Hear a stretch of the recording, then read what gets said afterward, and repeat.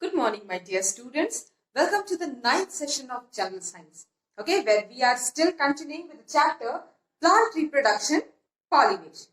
So, students, in your last session, I have explained to you the different parts of a flower and their functions with the help of a rose flower. Now, today is a surprise for you. Actually, I have arranged a hibiscus flower. So I'll give you a revision of the yesterday's topic through the hibiscus flower. So let us move towards that part. Okay, students. So today I have arranged a hibiscus flower for you, and in this you will be able to understand the parts more clearly. Yesterday in the previous session I had shown you the parts of a rose flower. But the arrangement is very congested in a rose flower. So today I have got a hibiscus flower for you. So the same thing is here also. See, this part, that is holding all the whorls, and that is your receptacle.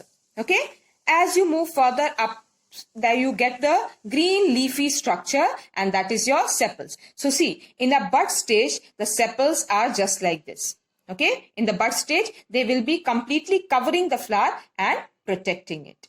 Now see, as we go on separating, I will separate the leaves one by one. So see, the sepals I have separated over here. Alright. Now, the next portion that you get is your brightly colored petals.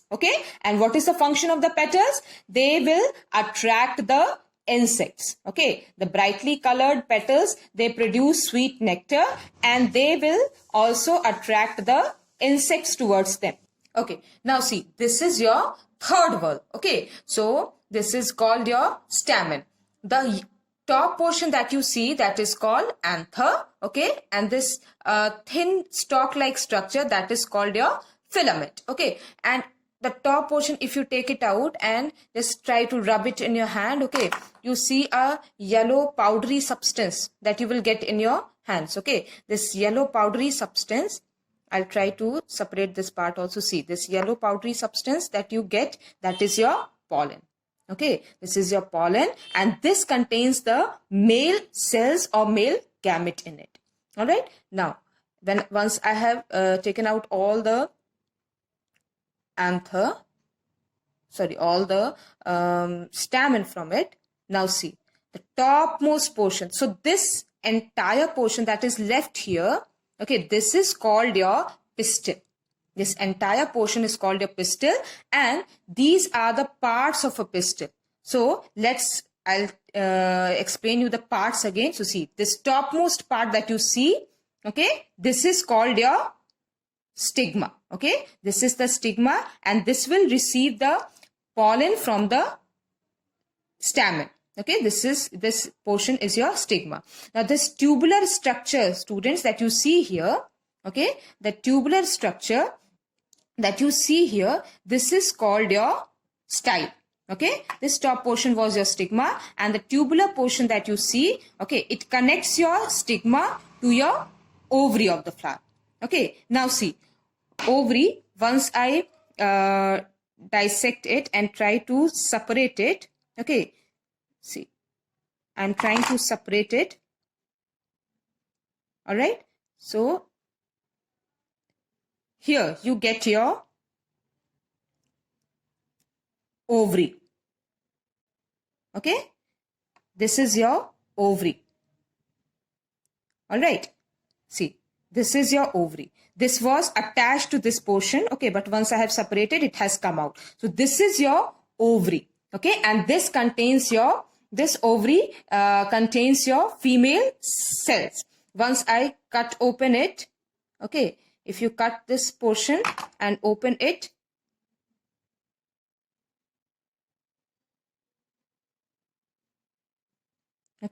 inside this you will find many female cells, eggs. See, you will find many female eggs inside it. This female eggs that you see here, did you see? All these eggs are contained in this.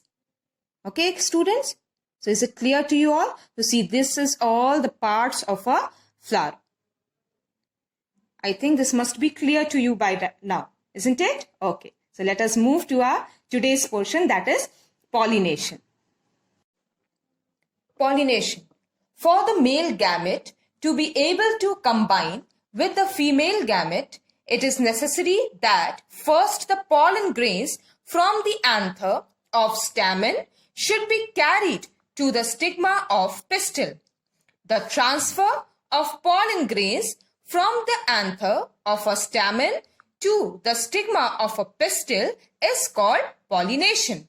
Pollination can occur in two ways: self-pollination and cross-pollination.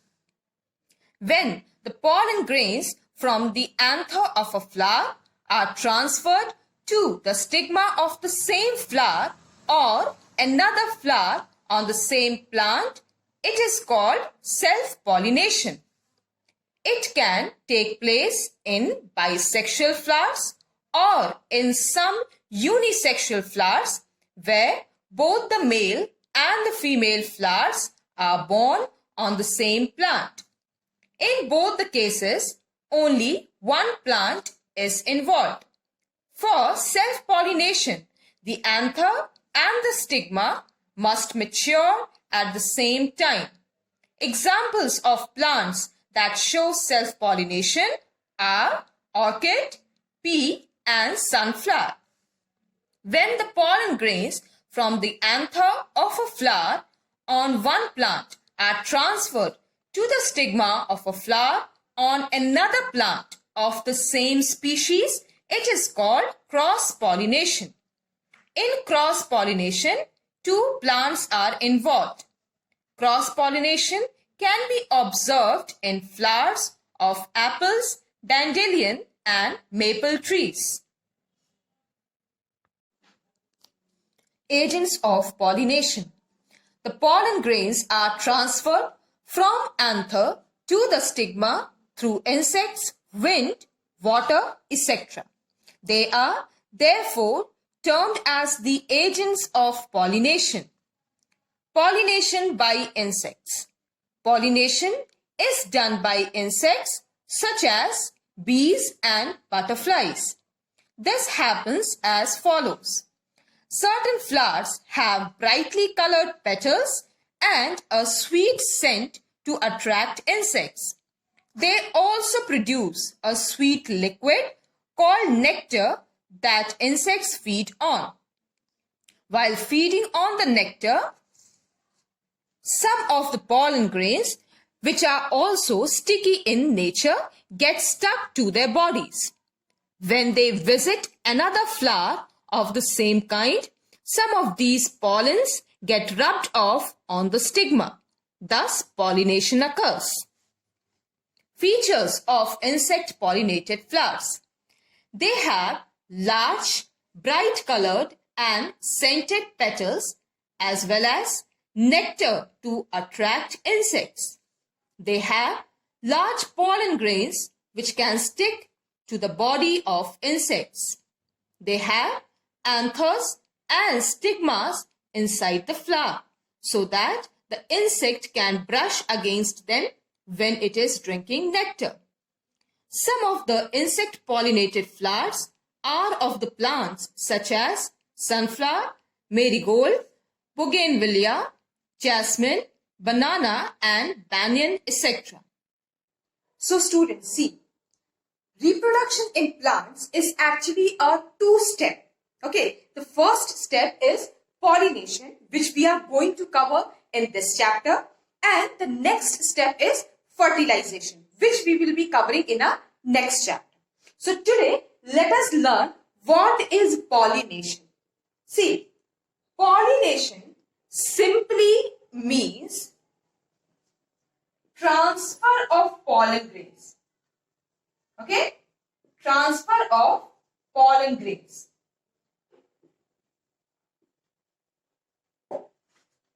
Okay, pollination means transfer of pollen grains. Now, where are the pollen grains produced? They are produced in the male part. That is, from where? From anther. Just now I have shown you the part of the flower Okay, the anther that is containing the yellow powdery substance, and that is the pollen. Okay, so the transfer of pollen grains from anther. Anther is the male part, and that pollen has to be transferred to the female part. And what is that female part? From anther of stamen to stigma. Stigma of pistil. Alright, so the transfer of pollen grains from anther of stamen.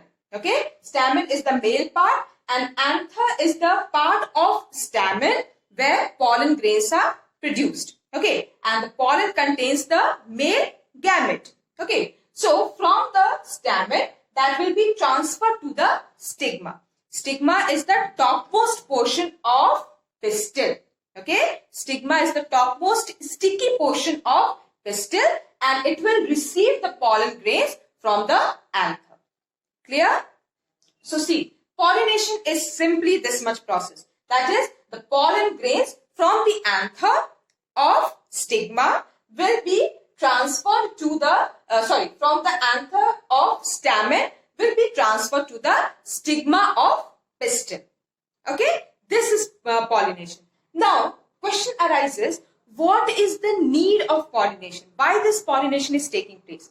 So, see students, pollination is very necessary because once the male part, once the male part and the female part will fuse together, they will form the eggs. Okay, and that will be further responsible for the growth of the plant. So that portion we will be covering in our next chapter. For now, you understand that the transfer of pollen grains from anther of stamen to stigma of the pistil, that is called as pollination. Okay, I'll explain you with a diagram as well. Okay, when you see a flower, this is the petals, okay, and here you have the stigma, okay. This is your style and this is your ovary. And here is your stamens, okay. And this is containing your yellow powdery substance, okay. Now see, the pollen that is produced here, they will get to the stigma. Alright, the pollen which is produced in the anther of this stamen will get transferred to the stigma of pistil. This complete portion is your pistil and the topmost portion that will receive the pollen grains, that is called your stigma. So this much portion is called pollination. Now, pollination is basically of two types.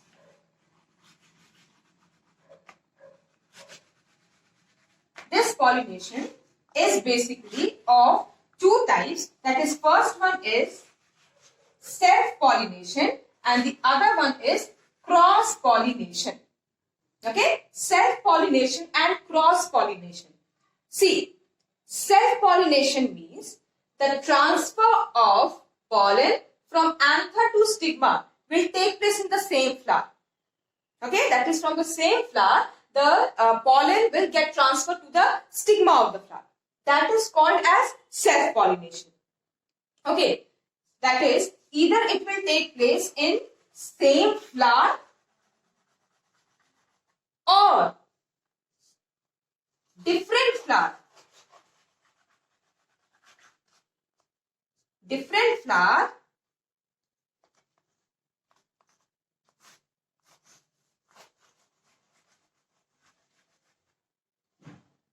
but same plant.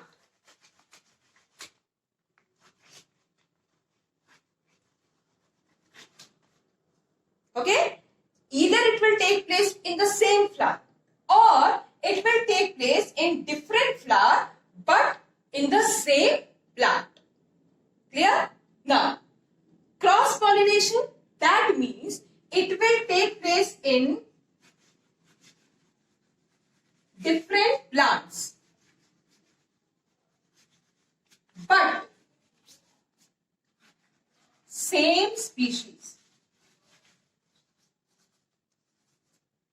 Cross pollination will take place in different plants, okay, but they should be of same species. Now, what is the meaning? See, I'll explain you here further with a diagram.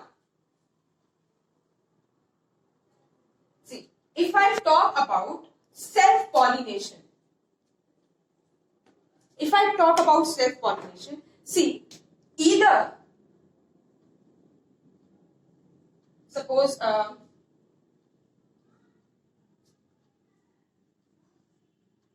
this is the petals, okay, and here you have the ovary and here is your stem, okay.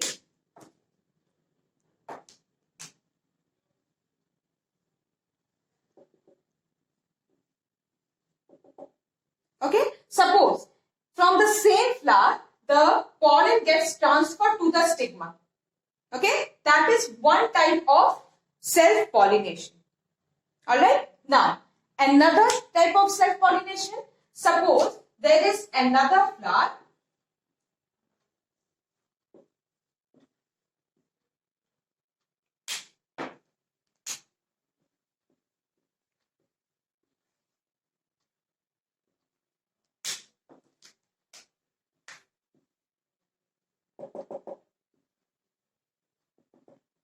Okay. Now see, there is another flower, okay, but both the flowers are in the same plant, okay, both the flowers are in the same plant.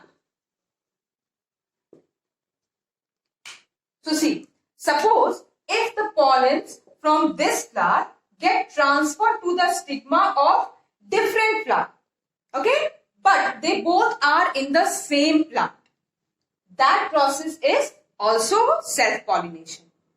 Clear, students? So self-pollination is basically of two types, that is either the pollen will get transferred to the stigma of the same flower or it will get transferred to the stigma of different flower, okay, but the flower should be in the same plant. Clear? So that is self-pollination, either same flower or different flower but same plant.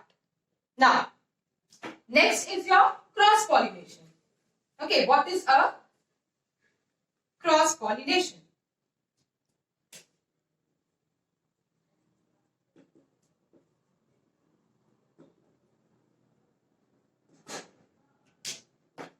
Suppose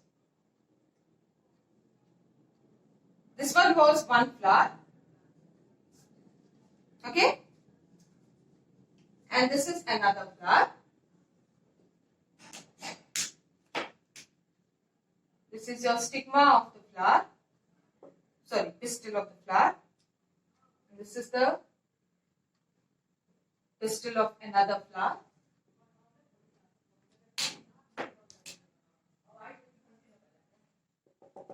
This is your anther, okay, and it contains your pollen.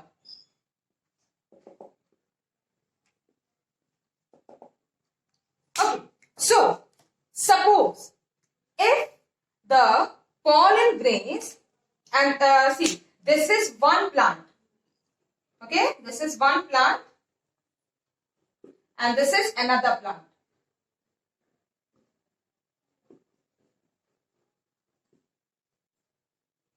Okay, this is one plant and this is another plant. So, suppose if the pollen from this anther of one plant gets transferred to the stigma of another flower, another plant, that is called cross-pollination.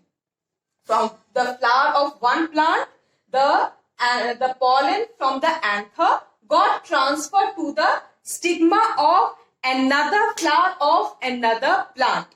That is called as cross-pollination. Clear, students? But what is the main thing with cross-pollination? That cross-pollination will only occur between the same species. Same species means both the plants should be same. Suppose if this is a rose plant, okay, then the pollen should fall on the stigma of another rose plant. Okay, suppose if from a rose plant the pollen gets transferred to the stigma of a hibiscus plant, then that pollination will not be successful. Clear? So for cross pollination to take place, it is very necessary that the transfer of pollen should occur between the plants of same species. Okay, same species means if one is rose, the other should also be rose. Okay, or if one is hibiscus, the other should also be hibiscus. So some of the examples for self-pollination, okay, that is marigold or orchids, okay, or the pea plant. These are mostly having self-pollination in them. Okay, and cross-pollination like your apple tree, okay, the flowers of apple or the flowers of dandelion, okay, they will have cross-pollination. But once again, I am telling you, for cross-pollination, both the plants should be of the same species. Okay, students? Now, I will just show you this pollination, okay, through one demonstration. Okay, so let us move to that portion. See, students, this is the anther. Okay, this is the anther of the flower. Okay, and this top portion is your pollen. Okay, the yellow substance that you see here, that is your pollen. Okay, so when this pollen grain will fall on the stigma of the flower, this red portion that you see here, that is your stigma. Okay, so when the yellow substance, that is the yellow pollen grain, when it will fall on the stigma of the same flower, that is called as self-pollination. Is it clear to you all? See, from the same flower, the pollen grain has fallen on the stigma of the flower. So this is called as self-pollination. Another self-pollination is like, see, suppose, see, this is a artificial flower pot, okay, and see, so many flowers are there in this plant. Okay, so many flowers are there in this plant. Suppose from this flower, okay, from this flower, the pollen grain gets transferred to the stigma of another flower. Okay, this is a plant and it has so many flowers in it. So suppose from one of the flowers, this pollen grain, suppose this is the pollen grain, the anther, okay, and here it is, you are having the pollen grain in it. Okay, so suppose if the pollen grain from the anther comes to the other flower, okay, of the same plant, so this is also called as self-pollination. That means either the pollen will fall on the stigma of the same flower, or they will fall on the stigma of another flower. The stigma of means pollen will fall on the stigma of another flower, but of the same plant. Okay, that is called as self-pollination. Now suppose if there were two different plants. Okay, suppose this one was one plant and this one was another plant. Okay, so what happened? Suppose if this thing that this is another plant, okay, and this one is another plant. Now, if the pollen grain, okay, from this plant falls on the stigma of another flower, okay, and of different plant. These two are different plants. Okay, I have shown you by creating a separation in between. Okay, so that you understand that these are two different plants. Okay, they are not same one. They are different plants. So if the pollen from this flower, okay, of this particular plant, if it comes and falls on the stigma of this flower, okay, and of different plant, that is called as cross-pollination. But students, see, what is to be noticed here is both the plants should be of same species. Okay, that means if the pollen is, suppose if it is a pollen of a rose flower is falling on the stigma of the rose flower. of another plant, okay, then only it is cross-pollination or the pollination will be successful.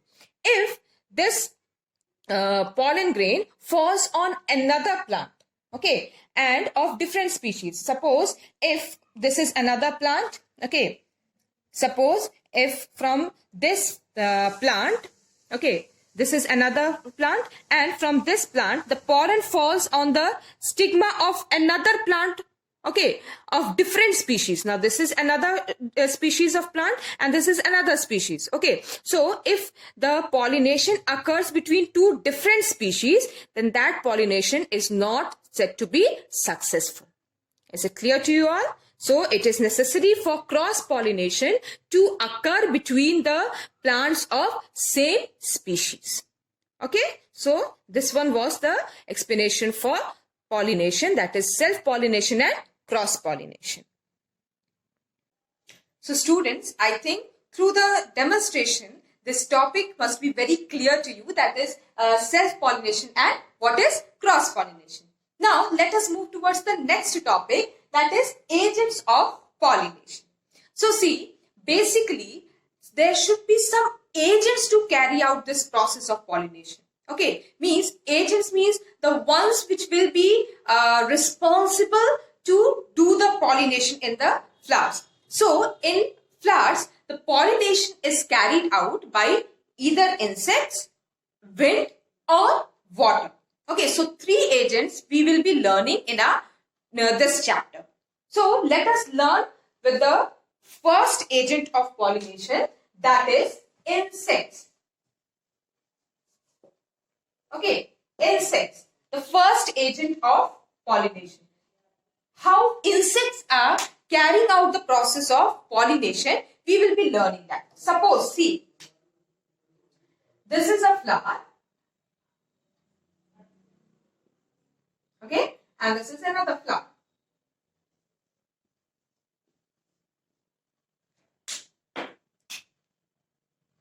This is the stigma, the center, the pistil, and here is the pistil of this flower. Here you have the stem, which contains the pollen. Here is the stamen of the other flower. Now suppose if an insect, okay, suppose if an insect comes to drink the nectar of this flower, okay, if it comes and sits on this flower, see, I am not very good at diagrams, so I will just write it over here, insect. Okay, see, suppose an insect came here to drink the nectar of the flower. What happened? This pollen will get stick to the, body of the insect. Okay, it will get stick to the body of the insect as it was sitting on this flower to drink the nectar. Once this insect will go to another flower to drink the nectar, what will happen? It will carry the pollen stuck to its body, and through this, when it will sit on the other flower, the pollen grains will be carried to the stigma of the other flower. Is it clear to you all? So this is how insects are responsible to carry out pollination. Okay, if they are sitting on one flower to drink the nectar, the pollens, since the pollens are sticky and they are powdery, so they will get stuck to the body of the insect. Now the same insect, when it goes to the other flower to drink the nectar, okay, the stigma, since that is sticky, so the pollen will get stuck to the stigma of the other flower. So in this way, the pollen grains were transferred from the anther to the stigma of the flower. Okay, so this is how insects carry out pollination. Now there are some features how these insects will carry out the process, means what features should be there in a flower so that insects will carry out the pollination in them. So see, the first feature of a flower to be pollinated by insect is petals should be bright, large, and produce nectar. This is the very first point or the feature of a plant that will be pollinated by insects. Okay, example, if you see marigold. Okay, marigold, if you have seen, the petals of the flower are bright color, bright yellowish color. Okay, also they are producing a sweet nectar, isn't it or not? So, the insects will get attracted towards the bright color of the petals. Okay, and also if they are producing the nectar, they will come to drink that nectar. Okay, and while drinking the nectar, the pollens will get stuck to their body. Is it clear?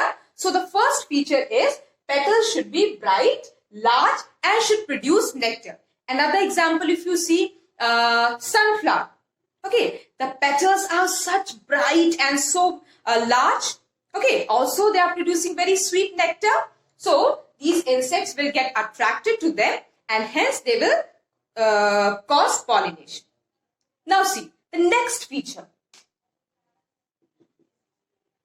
For the pollens to get stuck to the body of the insects, they need to be large. So the second point is the pollen should be large. If you see the sunflower center, if you see the brownish portion, that is all the anther, means the pollens. Okay, so the pollens should be large. When the pollens will be large, what will happen? Insects, when they will get to the to drink the nectar, these pollens can easily get attached to the body of the insects. Is it clear? So the second point is the pollens of the flower should also be very large. Okay. Now the third point is anther and stigma should be inside the flower.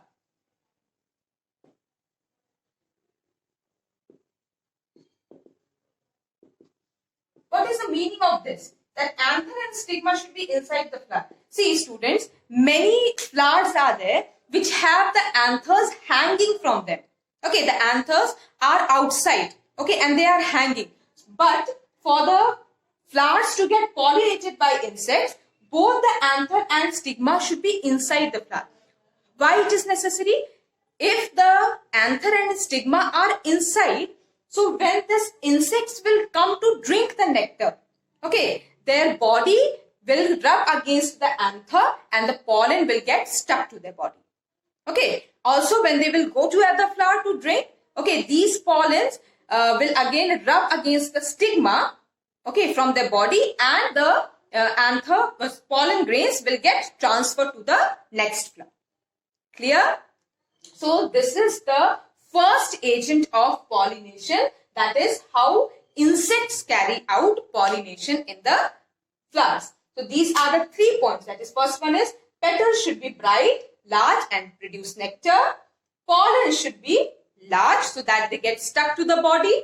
And anther and stigma should be inside the flower so that once the insect gets to drink the nectar, okay, they will rub their body against it and it will get stuck to it. Basic examples that you see is marigold, then sunflower, then bougainvillea, okay, and there are many certain examples given in your book. So students, today I will cover only this much portion, okay. In your next portion, next session, we will cover the other 2 agents of pollination, that is your wind and water. So the other 2 agents, wind and water, we will cover in our next session, and at the same time, we will also try to solve the exercises of the chapter. So for now, revise the portions very sincerely, do thorough reading of the books, okay, and we'll meet again in the next session with the remaining topic. Alright, till then, goodbye.